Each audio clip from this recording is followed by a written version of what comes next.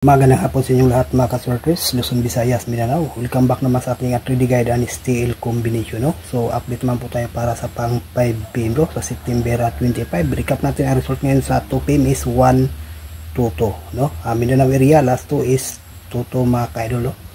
Okay, so dito sa ating guide, disclaimer lang, lahat ng mga sinishare natin combination, ito po ay sa mga analyze prediction lamang. No? Hindi po ito tinatawag na sure win.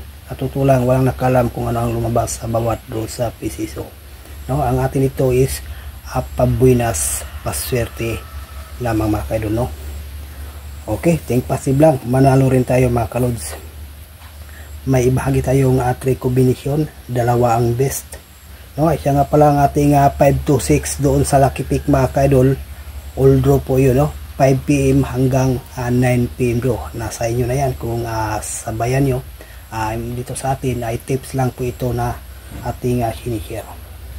Okay, move on tayo mga ka-idol. Una is 958.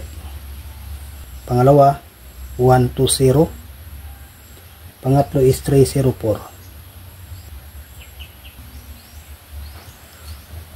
Okay no? Dito sa ating 3 combination, may bahagi tayo ditong best na 958 at saka 120.